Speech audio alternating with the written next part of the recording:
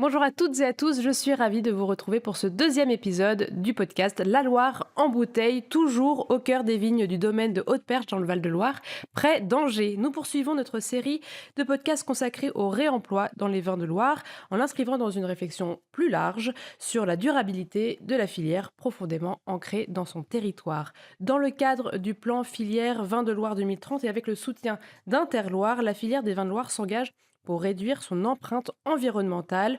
Le réemploi des bouteilles constitue une démarche à la fois ambitieuse et concrète, mais il s'accompagne aussi d'une diversité d'autres initiatives portées et expérimentées par les acteurs du secteur. Nos trois invités vont partager avec nous leurs recherches, leurs solutions pratiques et la manière dont leurs approches se complètent pour donner corps à de véritables plans d'action écologique. Je rappelle que l'abus d'alcool est dangereux pour la santé. C'est parti pour la Loire en bouteille. Et pour ces échanges, j'ai le plaisir de recevoir Florence Vellex, qui est présidente du Vinopôle, le Centre Val-de-Loire. Bonjour, merci d'être avec nous. Bonjour à tous, merci. Marine Rosenblatt, vous êtes chargée de mission développement durable et animatrice sécurité chez Ackermann. Merci d'être avec nous. Oui, bonjour. Et Étienne Goulet, vous êtes directeur technique d'Interloire. Merci d'être avec nous. Et bonjour. Alors, Étienne, je me tourne tout d'abord vers vous pour cette première question. Est-ce que vous pouvez nous rappeler le rôle d'Interloire et surtout son rôle pour engager cette dynamique, pour conduire la filière vers un avenir plus vertueux au niveau de l'environnement? C'est vrai qu'on a parlé dans le premier podcast vraiment du réemploi, mais d'une vision plus large. Comment est-ce que vous embarquez tous les acteurs dans cette dynamique? Ouais, plus largement, mais c'est une spécificité des vins de Loire. C'est toujours été tourné vers l'environnement. Donc c'est pas nouveau. Aujourd'hui, ce qu'on ressent, c'est une meilleure structuration en fait. La filière se structure plus, ce qui permet, par exemple, soit pour Interloire de faire des actions directes. Il y a quelques temps, 2-3 ans, l'interprofession s'est dotée d'une mission climat haut carbone. Donc ça, c'est un signal fort à envoyer à la filière. C'est-à-dire qu'aujourd'hui, on a une mission spécifique, un chargé de mission qui s'occupe du climat, de l'eau, du carbone. Donc là, vraiment, on a structuré, on a mis les moyens justement pour aussi coordonner cette personne-là. Elle fait des actions directes, on y reviendra, on a des actions directes au niveau de l'interprofession, mais il y a aussi une coordination avec l'ensemble des autres acteurs qui travaillent au niveau de l'environnement globalement, que ce soit les entreprises, mais aussi les instituts techniques, etc., les chambres, les ODG, tout le monde. Donc il y a un rôle de structuration. Et ça, ce rôle de structuration, il passe notamment par le plan filière 2030 pour les vins de Loire. Oui, j'imagine que c'est fondamental d'être bien structuré, de savoir où l'on va. Justement, il y a eu un plan filière vins de Loire 2030. Est-ce que vous pouvez nous expliquer quels sont les grands axes et peut-être aussi le calendrier qu'on doit suivre? Alors le calendrier, effectivement, ça c'est une grosse réflexion qu'il y a eu de la filière. Ça a duré plusieurs mois avec tas d'ateliers de réflexion. Et puis en 2020, voilà, on a abouti à ce plan filière avec un grand objectif, c'est la création de valeur. Ça, c'est l'objectif principal. Et ensuite, on a 3 engagements. Donc, un engagement sur l'environnement, on pourra revenir. Il y a un engagement sur le social, tout ce qui, par exemple, est lié à l'emploi, et un engagement sur le sociétal, par exemple, sur la consommation modérée, etc., oui, d'alcool, etc. Donc, pour en revenir sur l'engagement, donc 3 engagements. Sur l'engagement environnemental, on ne parle pas évidemment que du climat ou que du carbone. On embrasse l'ensemble des thématiques environnementales, tout simplement parce que ça doit être cohérent. On ne peut pas travailler quelque chose dans un secteur, par exemple la réduction des intrants, se dire tiens, on va mettre en place telle et telle action, etc. Si ça a un impact négatif, par exemple sur le carbone. Oui. Voilà. Donc c'est essentiel d'avoir une vision large au niveau de l'environnement, justement pour être performant dans chacun des secteurs. Oui, parce que j'imagine que chaque acteur a une vision très proche de terrain, et c'est difficile pour eux peut-être de prendre le recul, et vous avez ce rôle. Alors, heureusement, on a tous les acteurs ont certaines spécificités, peuvent être experts dans un domaine. Donc ça, c'est hyper important de s'appuyer sur toutes ces structures-là qui sont expertes. Et justement, voilà, ce recul, d'essayer de mettre tout le monde ensemble pour conduire finalement une direction cohérente. Ça ne sera pas forcément la même pour tout le monde. Au final, c'est les entreprises qui vont faire les choses. Nous, on peut dire, voilà, on a tel objectif. Et puis, on s'est doté d'indicateurs dans le plan filière. Donc, on les suit. Indicateurs de moyens, indicateurs de résultats. Mais en fait, on n'est pas là juste, ce ne sont pas juste des incantations. On met en place des actions qui, au final, doivent profiter aux entreprises. C'est elles-mêmes qui vont changer. Nous, on est là, au niveau collectif, simplement pour donner des pistes, des orientations, des facilités. Au final, c'est les entreprises elles-mêmes, les domaines, les négoces, etc., qui vont mettre en œuvre ces actions. Florence Velez, est-ce que vous, de votre côté, vous pouvez nous rappeler quelle est la fonction, la mission du Vinopole Centre Val-de-Loire? Oui, je vais resituer ça par rapport à tout ce qu'a dit Étienne. En fait, le Vinopole Centre Val-de-Loire, il a été créé par la filière, par les professionnels de la filière, avec cette idée. Donc, on fait du collectif, on fait du temps long, mais pour l'instant, on est entre nous. Et comment est-ce qu'on fait pour s'ouvrir? Parce que sur ces réflexions, Étienne disait que ça doit être global, mais ça doit être tellement global qu'il faut aussi sortir de chez nous, si je peux m'exprimer comme ça. Et on a rassemblé 4 grandes populations. Nous, les pros, les institutionnels, qui sont aussi parfois des financeurs dans nos recherches, les privés et les chercheurs et formateurs. Et l'objectif du Vinopole depuis 2013 a été de mettre toutes ces populations ensemble, toutes ces personnalités, voilà, pour bosser ensemble sur le temps long. Et en 2019, on s'est dit, OK, on bosse ensemble, mais c'est quoi vraiment notre mission? Et on s'est dit, en fait, la structuration de la filière, elle est quand même forte sur la partie collective et sur la partie temps long. Elle s'occupe du futur, très bien. Mais au-delà du futur, il y a quoi? On a appelé ça un grand futur. Et on dit toujours, maintenant, il faut bosser pour nos petits-enfants. Alors, il se trouve que moi, j'ai l'âge de bosser pour mes petits-enfants. Donc, qu'est-ce qu'on fait pour que nos petits-enfants nous disent « Ah ouais, mais t'aurais pu penser à ça, quoi ». Le « t'aurais pu penser à ça », c'est quoi aujourd'hui? C'est quoi ces grandes thématiques qui nous demandent, ou sur lesquelles il va falloir travailler? Attention, c'est pas simple. Voilà, et c'est ça le rôle du Vinopole. Ça fait depuis combien de temps que vous travaillez sur l'ambition environnementale de la région? Ah, depuis le début du Vinopole. Ça, c'était 2013, donc. Ah ouais, et puis la filière, ça fait beaucoup plus longtemps que ça. Enfin, moi, je dois dire que, allez, je vais parler un peu perso, mais moi, j'ai repris un domaine en 2003, et en 2003, c'était déjà au cœur des sujets. Donc, c'est pas nouveau. Ce qui change, c'est la façon dont on l'aborde, et c'est l'importance qu'on lui donne. Donc, le réemploi, c'est vraiment une pierre dans tout cet écosystème qu'on veut mettre en place. Parfaitement juste. Et est-ce que vous auriez justement un exemple d'un projet qui a été mené au Vinopole, peut-être que sur la base de justement tout ce consortium qui a dit que voilà, on va commencer à mettre en place cet élément et ça s'est abouti? Ah, la question, elle est difficile parce que le Vinopole, il est là pour œuvrer au niveau des idées. Sur la vraiment réalisation des projets, ce sont les structures pertinentes qui le font. C'est D'accord. pas notre rôle, nous ne sommes pas une structure de plus. On est vraiment un lieu d'émergence. Mais par exemple, si je réfléchis à ce que j'ai pu voir de ce qui s'était passé il y a une quinzaine d'années, Quelque chose qui a été saisi c'est après. là qu'on a commencé à travailler d'une façon, comme disait Étienne, plus systémique. Par exemple, sur les modèles agricoles, en commençant à réfléchir à des modèles agricoles plus systémiques. Et ensuite, ça a été mis en musique, mis en œuvre. Et aujourd'hui, il y a plein d'expérimentations, il y a plein de domaines qui pratiquent ce qu'on va appeler l'agroécologie, pour faire simple. Mais ce n'est pas le Vinopole en tant que tel, c'est vraiment les professionnels qui se sont complètement emparés des sujets. Donc vous pensez à quoi du coup? À l'agroécologie, L'agroécologie. par exemple. D'accord. Voilà, qui a une vue plus globale et plus systémique des principes agronomiques. Marine Rosenblatt, au sein d'Ackerman, comment est-ce que vous faites pour identifier les solutions qui sont les plus pertinentes pour votre domaine? Il a fallu cibler. Tout d'abord, on a réalisé notre empreinte carbone en 2021 et à partir de là, on a pu voir et orienter différentes actions. Donc réaliser son empreinte carbone, c'est vraiment savoir ce que vous émettez chaque année. Voilà, c'est une des premières actions à faire. C'est assez large en fait, en vérité, ça approche différents domaines. On a été accompagné par un cabinet qui est Carbone 4 sur ce sujet-là. Et là, on a réalisé que le poste le plus émetteur en émissions carbone, en fait, ce sont nos achats. Et dans nos achats, il y a 2 choses. Il y a le verre, la bouteille de verre, et tous nos approvisionnements en raisin, vin et mou. Donc pour le verre, les actions sont assez simples. Il y a 2 axes. La première, c'est d'alléger la bouteille de verre, la bouteille de vin, surtout sur nos vins dits tranquilles, donc sans bulles. Donc là, notre poids moyen actuel, il est de 450 grammes. Notre objectif est d'aller vers 420. Et pour donc, à peu près 10% de moins, en fait. D'accord. Et pour cela, il faut embarquer tout le monde sur ce sujet-là.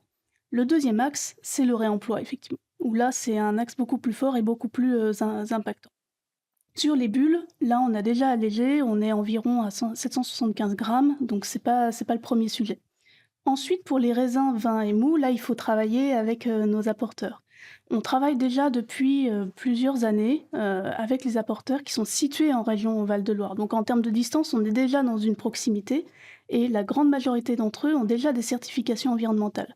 Ils ont soit le domaine, ils sont soit HVE, donc haute valeur environnementale, ils ont la certification Terravitis ou encore biologique. Donc il y a déjà des pratiques durables et environnementales qui sont inscrites dans leur conduite viticole. Ça peut être par exemple la séquestration carbone avec l'implantation de couverts, de haies ou de arbres. Ça aide à réduire aussi.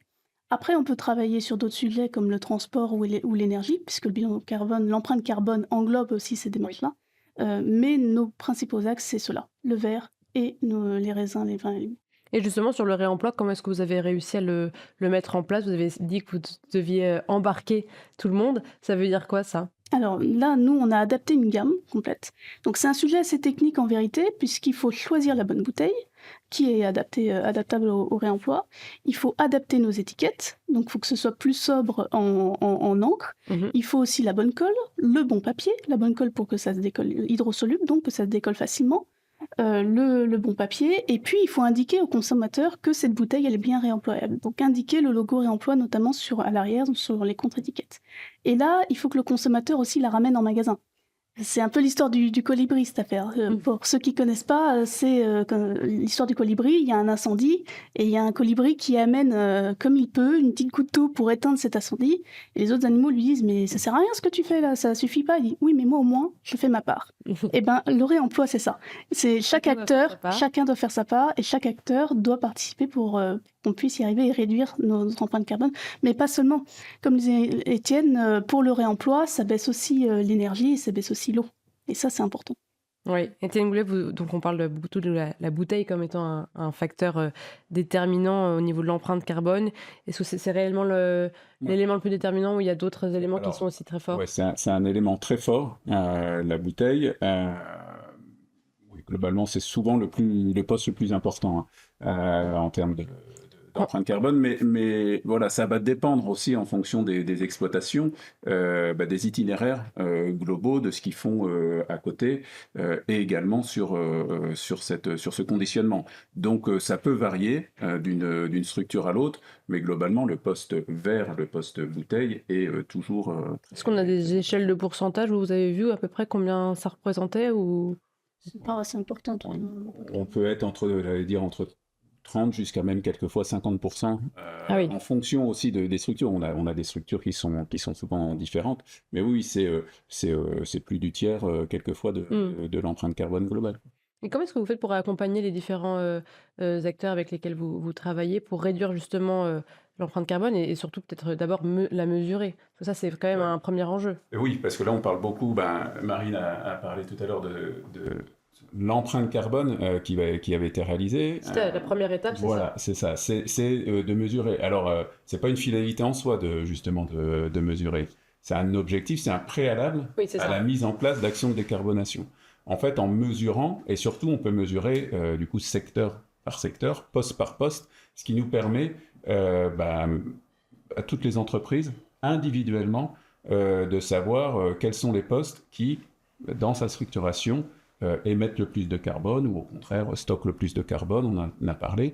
Donc tout ça, cette mesure-là, elle est importante, c'est un préalable, on ne peut pas mettre en place des actions, on va dire, efficaces, surtout efficaces, précises, voilà, mais efficaces, si on n'a pas avant cette évaluation de où, en fait, on dépose. Donc, au niveau d'Interloire, ce qu'on a proposé, voilà, on a parlé tout à l'heure de ce calcul d'empreinte carbone qui peut être assez long, assez chronophage. Certaines entreprises, Marine vient de le dire, l'ont déjà réalisé.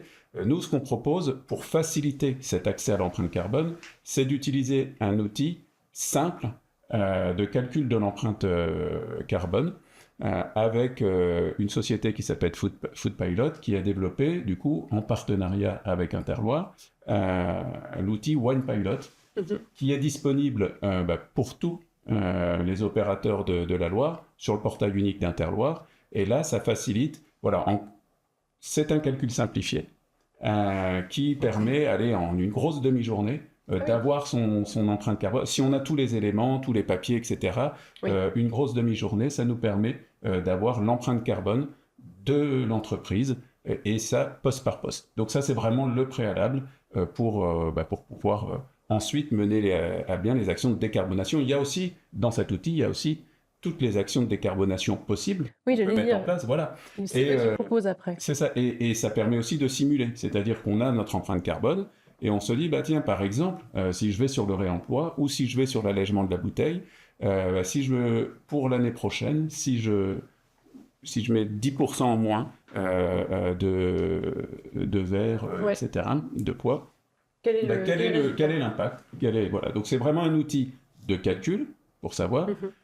Il y a la possibilité ensuite de choisir des actions qu'on mettra en place, et donc un outil de simulation pour voir en fait concrètement quels sont les résultats. Parce que chaque entreprise, chaque domaine, on ne va pas forcément appliquer les mêmes actions de décarbonation. Il y en a, globalement, elles sont toutes connues, mais par exemple, certaines seront plus efficaces que d'autres dans un domaine, etc. Marie, vous avez fait comment? C'était difficile pour vous de faire ce calcul, ce premier calcul d'empreinte carbone? Vous avez dit que vous avez été accompagné aussi. Oui, on a été accompagné sur la mesure de cette empreinte parce qu'en fait, il y a des normes internationales. On ne calcule pas comme on veut, il faut suivre une conduite, certaines règles. Donc là, nous, la norme qui a été utilisée, c'est le GHG Protocol, et Carbone 4 nous a aidés dans cette mission. On a accumulé plein de données pendant toute une année entière, avec différentes unités de mesure. On a des euros, on a des poids, on a des kilos, et là, on les a traduits en tonnes d'équivalent CO2 ensuite. Ce qu'il faut comprendre, c'est qu'il y a différents périmètres quand on fait cette traduction en carbone. Ces périmètres, ça s'appelle des scopes. Vous avez le scope 1 et 2, c'est tout ce qui est émissions directes. Donc l'énergie, les véhicules dans l'entreprise, en tant qu'entreprise. ce sur quoi on a la main finalement, c'est aussi nos propres domaines. Nous, on a nos propres domaines également. Et puis, vous avez le scope 3. Donc là, c'est scope 3 amont, c'est tout ce qui arrive à l'entreprise. Donc pour nous, par exemple, ça va être tous les raisins, les vins, les mous, tout ce qui est les matières sèches. Donc là, c'est l'habillage autour de la bouteille, donc l'étiquette, le bouchon, etc. Et puis, vous avez le scope 3 aval. Donc là, c'est la bouteille qui part en magasin. Donc ça, c'est le transport, où est-ce qu'elle va, mais aussi la fin de vie de la bouteille. Et donc là, le réemploi, c'est important parce que ça va aussi baisser cette partie-là. Est-ce qu'il y a eu des actions assez simples, finalement, concrètes, qui vous ont permis d'avoir un impact significatif sur votre empreinte? L'allègement de la bouteille, c'est assez simple. Après, il faut embarquer les différents acteurs, mais c'est assez simple. Tout ce qui est au niveau de l'énergie, ça semble simple également. Nous, par exemple, sur notre site de conditionnement, on a remplacé 2 chaudières gaz par une pompe à chaleur industrielle. Donc ça, c'est une action, on a la main, on peut le faire. Ça met du temps, mais c'est assez simple. Après, une petite nuance sur nos domaines, ça semble simple, mais pas tout à fait. Parce que nous, il faut savoir, on a 6 domaines entre Nantes et Sancerre, donc il y a différents sols, différentes situations géographiques et différentes météos. Et donc, il y a une année où on pourra mettre en pratique certaines actions durables, comme les couverts végétaux, par exemple, et là, ça se passera très bien. Et l'année d'après, ça ne poussera pas parce que la météo aura été variable. Donc, une petite nuance là-dessus. Après, là, c'est un peu plus complexe et ça dépend vraiment aussi de la variété et des sols de chaque acteur. Florence Bellex, on voit en tout cas que tout ça demande beaucoup d'agilité, de mixité dans les solutions. C'est comme ça que comment est-ce que vous arrivez à proposer aussi des solutions qui sont équilibrées aux différentes exploitations? Alors, nous, on ne va pas aller jusqu'à la proposition de solution, on est bien clair. Par contre, dans nos réflexions, c'est exactement ça qu'on intègre. C'est-à-dire le fait que c'est plein de facteurs différents, le fait que nous sommes dans une région variée.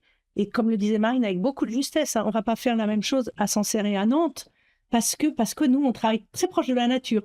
Donc, on travaille avec aussi les données que nous offre, on va le dire avec ce mot-là, que nous offre la nature, et ça peut être très différent d'un endroit à l'autre. Et dans nos travaux de recherche, ce qui est important, c'est vraiment fondamental dans nos réflexions, c'est qu'on n'est jamais, dès qu'on discute environnement, on n'est jamais dans la recherche d'une espèce de solution miracle et idéale. Jamais. Et on est vraiment, comme on a eu l'occasion de le dire là, dans cette espèce de recherche de pistes, de leviers qui vont s'adapter à telle ou telle structure, à telle ou telle nature et à telle ou telle météo. Enfin voilà. Et ça guide absolument toutes nos réflexions. On n'est absolument pas dans ce mythe du machin idéal, mais on est bien dans la complexité de la chose et on essaye d'intégrer dans nos travaux cette complexité. Ce qui n'est pas facile quand on communique, hein, parce qu'on n'est pas sur quelque chose, on ne peut pas vous dire un truc, c'est super, on va faire ci.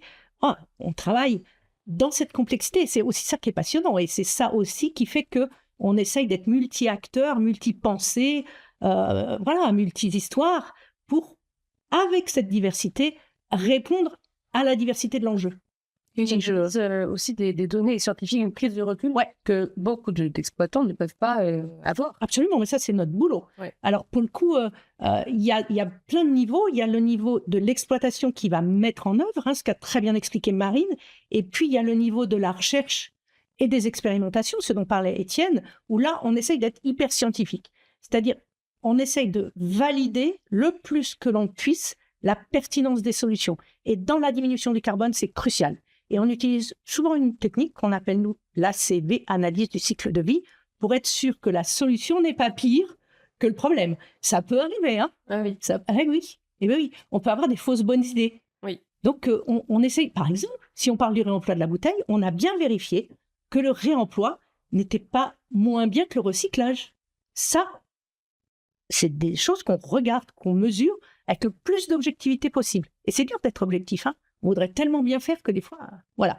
Donc, notre boulot, à nous qui sommes plus sur des aspects scientifiques et de recherche, c'est de valider la pertinence réelle, d'une façon la plus neutre possible, la validité des solutions, avec toute la diversité dont vous parliez, avec tous ces petits paramètres voilà, qui sont juste passionnants. Complexes, mais passionnants. Étienne, justement, vous avez, avec Interloire, réalisé des espaces tests où vous pouviez montrer comment ça se passait pour vous tester toutes ces solutions, justement. Oui, donc ça c'est dans le cadre quand on dit que la filière se structure, elle se structure aussi au niveau national, donc c'est aussi dans le cadre d'un programme qui s'appelle un projet national porté par l'Institut français de la vigne et du vin, qui s'appelle Vitiliance, et qui est déployé ensuite dans tous les bassins viticoles. Et en Loire, c'est donc Interloire qui est la structure animatrice et notre chargé de mission climat au carbone qui anime ce projet Vitiliance. Et donc dans Vitiliance, plein de choses, mais dans une partie, c'est donc lié au transfert. L'objectif, c'est bien le transfert de toutes ces actions en lien avec le climat. Et on a mis en place ce qu'on appelle des démonstrateurs climatiques. D'accord. Donc là, on prend ensemble l'ensemble, et c'est pas justement, donc ces démonstrateurs climatiques, ce sont des sites, hein, des lieux qui vont être ouverts aux entreprises. On va faire des journées techniques, c'est ouvert, les entreprises peuvent venir voir, les domaines, les vignerons, tout le monde peut venir voir. Et là, on met en place, finalement, pas souvent on recherche, on travaille sur des essais factoriels. Quel est le facteur le plus prépondérant? Là, on met en place des essais multifactoriels, et ce ne sont pas vraiment des essais, on les met clairement en place dans un itinéraire. Et donc, on a plusieurs types de combinaisons de leviers pour montrer que oui, c'est vraiment un démonstrateur. Donc, venez, voilà comment nous, on les a mis en place. Et puis, de combiner tel et tel levier. On parlait tout à l'heure, voilà, on peut, par exemple, sur le carbone, on a des grands trucs, voilà, la bouteille, etc. Finalement, rien que le fait, autre chose, d'utiliser des nouvelles variétés résistantes aux maladies. Ça va nous permettre tout simplement de passer beaucoup. Alors, c'est bénéfique au niveau des intrants, hein, phytosanitaires, mais du coup, ça va nous permettre de passer beaucoup moins souvent sur la parcelle, donc d'économiser du carburant. Marie en parlait tout à l'heure, c'est l'énergie. Donc tout ça, on peut mettre en place une parcelle. Ça, associé à quoi? Associé par exemple pour le travail du sol à un robot hybride. Voilà, et puis pourquoi pas d'autres thématiques, l'éco-pâturage, on a des oies pour voir ce que ça donne. Donc en fait, dans une parcelle, jusqu'à la 4 finalement, on va mettre des combinaisons de leviers. L'idée c'est de dire, venez voir, on a mis ça en place, chez nous ça va, et surtout, on les mesure. Nous, l'objectif de ces démonstrateurs climatiques qui sont portés, là c'est animé par Interloire, mais c'est porté par l'IFV, au domaine expérimental de Montreuil-Bellay, par exemple, de l'IFV, on mesure. Donc tout ce qu'on va mettre en place, on mesure l'impact carbone, et puis Les également, réactions entre les voilà, et également si l'objectif est bien atteint ou pas. Si on dit, bah voilà, il faut limiter les adventices dans la vigne, on va utiliser telle et telle technique, on va, la mesurer au niveau environnemental. Florence a parlé tout à l'heure de l'ACV, on fait de l'ACV, on fait de l'empreinte carbone, etc.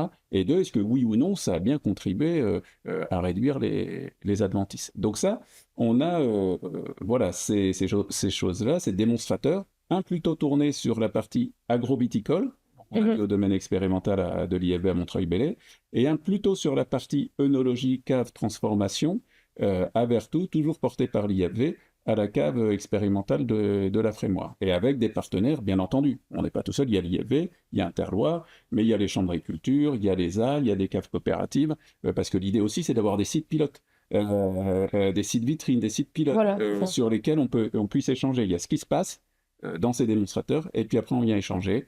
Les gens viennent, disent « Ah, ça c'est hyper intéressant, mais je ne peux pas le mettre en place sur mon domaine, pour tel ou tel truc, mais ça en revanche c'est bien, je vois que c'est mis en place, et puis ça a l'air de fonctionner, bah tiens, je m'y mets aussi. » Voilà, c'est vraiment ces démonstrateurs pour le transfert, pour faciliter le transfert. Montrer que c'est possible.